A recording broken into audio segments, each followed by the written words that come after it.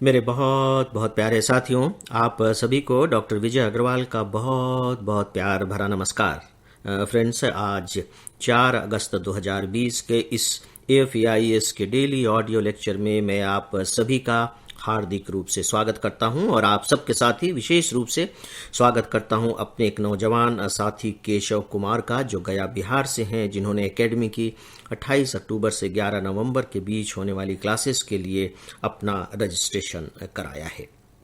दोस्तों, आज के मुख्य विषय के अंतर्गत में IAS एग्ज़ाम की प्रिपरेशन के लिए निर्देशन की आवश्यकता है, नहीं है, कितनी है, कैसे है, इस विषय पर कुछ बातें करूंगा। लेकिन पहले कुछ एक दो दूसरी बातों को देख लेते हैं जो एग्जामिनेशन की दृष्टि से तो मैं नहीं कहता कि महत्वपूर्ण है, लेकिन फिर भी कुछ ऐसे इन्फॉर्मेशन है जो आपकी जानकारी में होनी चाहिए।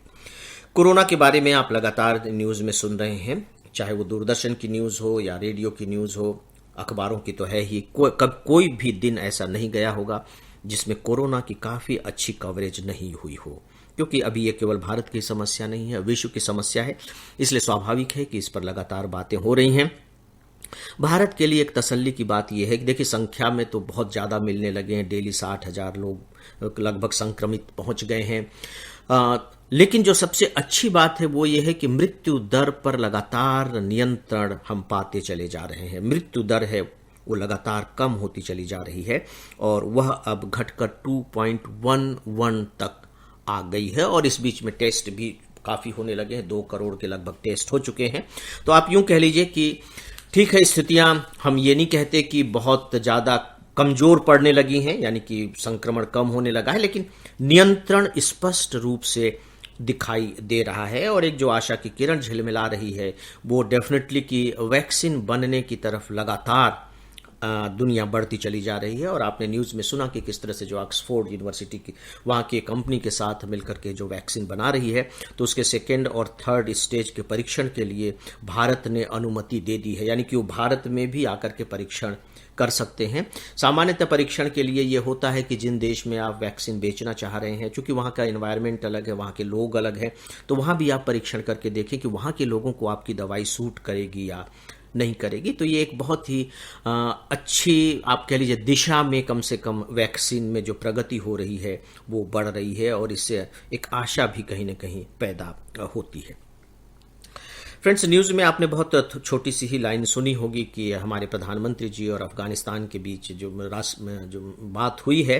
भारत और अफगानिस्तान के बीच में जब भी कभी कोई भी घटना हो तो आपको चाहिए कि आप थोड़े से चौकन्ने हो जाएं, क्योंकि हमारे जो मध्य एशिया की तरफ, हालांकि ये मध्य एशिया में नहीं है, लेकिन मध्य एशिया की तरफ या कह लीजिए इस्लामिक देशों से जग के बारे में जब बात होती है तो अफगानिस्तान और ईरान हमारे लिए बहुत ज़्यादा मायने रखते हैं, भौगोलिक दृष्टि के कारण भी, और पूरे के पूरे एरिया की जो सिचुएशन बन रही है, जो शक्ति संतुलन का, उस लिहाज से भी। तो बस केवल मेरा सजेशन ये है कि जब भी ईरान, अफगानिस्तान या खाड़ी देश के बारे में जब कोई भी खबर होती है भारत के साथ संबंधों को लेकर के, तो आपको थोड़ा सा सतर्क हो जाना चाहिए।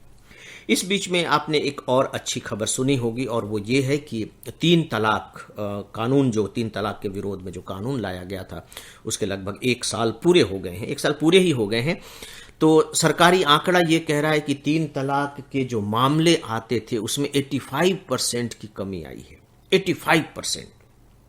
दोस्तों, ये बहुत बड़ी सफलता है कि किसी कानून के साल भर के अंदर ही उसे इतनी सफलता प्राप्त हो जाए। तो इसे आप विमेन एम्पावरमेंट के तहत यूज कर सकते हैं इस आंकड़े को। दोस्तों, आइए अब मैं मुख्य विषय पर कुछ बातें करूं। आपको ध्यान होगा कि फिलहाल हम लोग जो 2021 का जो प्री एग्ज़ाम होगा और फिर मेन भी होगा, उसकी तैयारी के बारे में बातें शुरू कर चुके हैं। और उसमें से मैंने आपको 4 पॉइंट्स बताए थे जिन पर आपको ध्यान देना चाहिए। उसमें जो पहला पॉइंट था उसके बारे में मैं काफ़ी कुछ बातें कर चुका हूं। देखिए, बातें करने के लिए तो बहुत सी बातें होती हैं, लेकिन योजना आप कैसे बनाएंगे वो पहला पॉइंट था, और उसके तहत मैंने कुछ बिंदु आपको बताए थे और मुझे विश्वास है कि उस पर ज़रूर आप लोगों ने कुछ न कुछ काम किया होगा। दोस्तों, हो सकता है कि मेरी बातों पर अभी आपको उतना विश्वास न हो, या हो सकता है कि आपको ये बात बड़ी छोटी सी लगे कि ठीक है यार, चलो वो कहते रहते हैं लोग, लेकिन बात छोटी नहीं है। जब आप एग्जामिनेशन की तैयारी करते करते कुछ समय व्यतीत कर चुके होंगे या करना छोड़ चुके होंगे, तब आपको पता लगेगा कि नहीं, जो सबसे ज़्यादा अहमियत थी वो तो इन्हीं बातों की थी। पढ़ाई तो होनी ही है, लेकिन पढ़ाई होने से पहले जो दूसरी बातें होनी चाहिए वो कम महत्वपूर्ण नहीं है। कल ही मेरे को एक मेल मिला है और उसमें ये पूछा गया है कि सर आप मुझे ये बताइए प्लीज़ कि क्या आईएएस की तैयारी 2 महीने में नहीं हो सकती। अब आप सोच करके देखिए कि ये किधर इंगित करता है।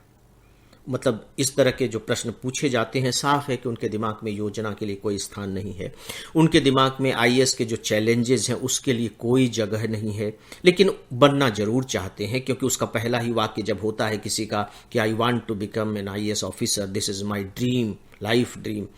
लेकिन उसके बाद जब इस तरह की लाइनें होती हैं तो साफ समझ में आ जाता है कि आईएएस के बारे में जो धारणाएं हैं वो किस तरीके की धारणाएं हैं। इसीलिए दोस्तों मुझे लगा कि नहीं, इसके बारे में बातें की ही जानी चाहिए।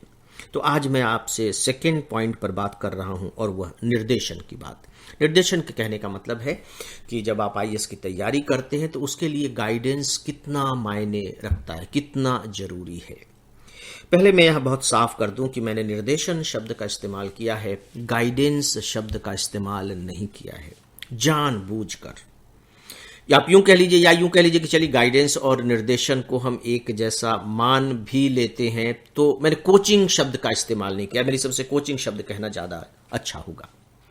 दोनों में थोड़ा सा फर्क है। नो डाउट कि जो कोचिंग संस्थान हैं वे भी कहीं ना कहीं गाइडेंस देते हैं, कहीं ना कहीं निर्देशन करते हैं, लेकिन वहां अक्सर मैंने पाया है कि निर्देशन और गाइडेंस कम टीचिंग ज्यादा होती है, पढ़ाई ज्यादा होती है। लेकिन ऐसा नहीं कि वो बेकार है। मैंने कोचिंग शब्द के इस्तेमाल से परहेज यहां इसलिए किया है क्योंकि स्टूडेंट ज्यादातर कोचिंग की बात करते हैं कि सर क्या कोचिंग इंपॉर्टेंट है। मुझे लगता है कि इसे आप थोड़ा सा सुधार लें, कोचिंग की जगह निर्देशन शब्द का इस्तेमाल करें, और अंग्रेजी में चलिए गाइडेंस शब्द भी चलेगा, एक ही लगभग रूप में दोनों का प्रयोग होता है। क्या गाइडेंस जरूरी है? ये बात मैं इसलिए कह रहा हूं क्योंकि देखिए, जब हम गाइडेंस की बात करते हैं तो उसमें फिर वो पैसों का मामला निकल जाता, किनारे हो जाता है। गाइडेंस तो आप किसी से भी ले सकते हैं, किसी से भी ले सकते हैं का क्या मतलब है कि गाइड करने वाली कोई एक किताब हो सकती है जिसमें ये बताया गया हो कि आप सिविल सर्विस एग्जामिनेशन की तैयारी करेंगे कैसे। मैंने इसी बात को ध्यान में रख करके 2 किताबें लिखी हैं। आप भी बन सकते हैं आईएएस भाग 1 और आप भी बन सकते हैं भाग 2। उसमें निर्देशन ही दिया गया है। आप यूं कह लीजिए कि तैयारी करने की वो गाइड बुक है जिसमें बकायदे मैंने एक एक स्तर के बारे में बहुत ही डिटेल में बातें बताई हैं। और सच पूछिए तो मैं स्टूडेंट के दिमाग में घुस सकने में उसमें सफल रहा हूं। घुस सकने में सफल रहा हूं कहने का मतलब यह है कि स्टूडेंट के दिमाग में इसको लेकर के, सिविल सर्विस एग्जामिनेशन के प्रिपरेशन को लेकर के क्या क्या प्रश्न उठते हैं, किन किन समस्याओं से वो जूझते हैं, उनकी क्या क्या सीमाएं होती हैं, उन सबको मैं बहुत अच्छे तरीके से जानता हूं। और यह मेरा सौभाग्य रहा है। सौभाग्य इसलिए रहा है कि जब मैं तैयारी कर रहा था उस समय मैं उन स्थितियों से जूझा हूं। मेरी बैकग्राउंड गांव की रही है, आर्थिक स्थिति से काफ़ी कमज़ोर रहा हूं, मेरी पढ़ाई जो है एजुकेशन प्राइवेट स्टूडेंट के रूप में रही है। तो मैं उन सीमाओं को, समस्याओं को, बाधाओं को बहुत अच्छे से जानता हूं। तो मैं घुसने में, स्टूडेंट के दिमाग में घुसने में सफल रहा हूं। तो मैंने बहुत डिटेल में वो सारी बातें बताई हैं, इंटरव्यू तक की बातें, यहां तक कि अगर आप एक बार सक्सेस हो जाते हैं तो और फिर आप अपनी रैंकिंग बढ़ाना चाहते हैं, आपके पसंद की सर्विस आपको नहीं मिली है तो आप अपना रैंक अच्छा करके अपने पसंद की सर्विस लेना चाहते हैं, तो उसकी तैयारी आप कैसे करेंगे। यहां तक मैंने उसमें बात बताई है कि बाय द वे आपका सिविल सर्विस में सिलेक्शन नहीं होता है तो आप अपने इस ज्ञान का लाभ किस तरीके से उठाएंगे। तो बहुत डिटेल में जाकर के मैंने बातें की हैं।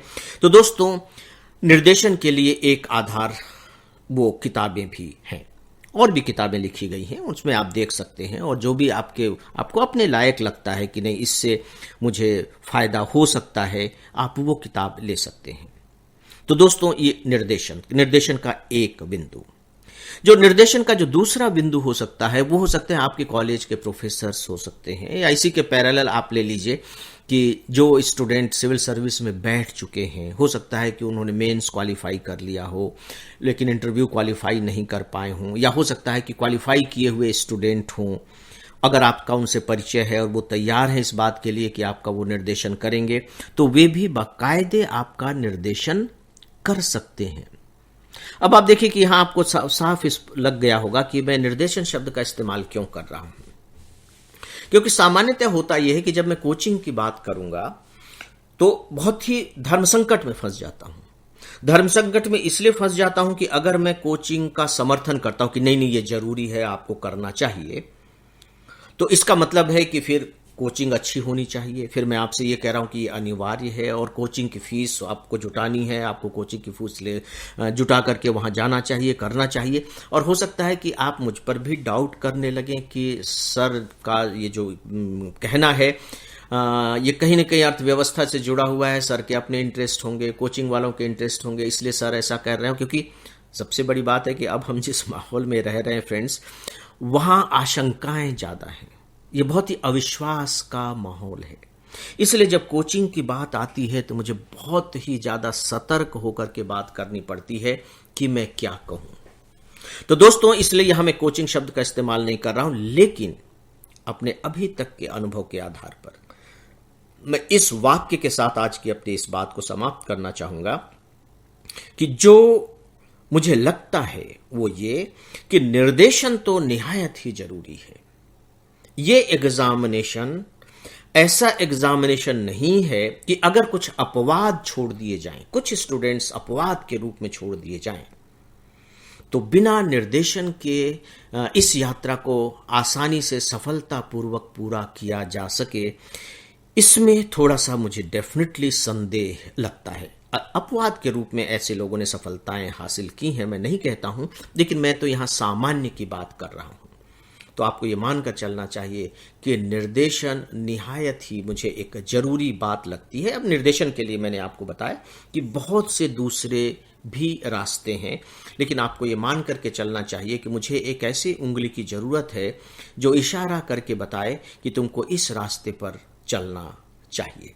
तो दोस्तों, आज के मुख्य विषय के बारे में बस इतना ही। न्यूज़पेपर्स की क्लिपिंग्स मैं आप सबको प्रोवाइड कर रहा हूं, देख लेंगे। ईमेल लिखने वाले मित्रों को धन्यवाद देता हूं।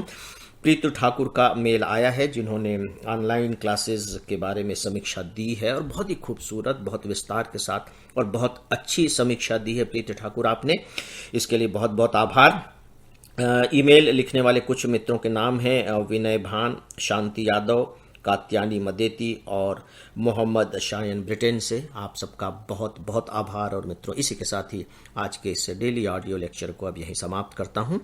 नमस्कार।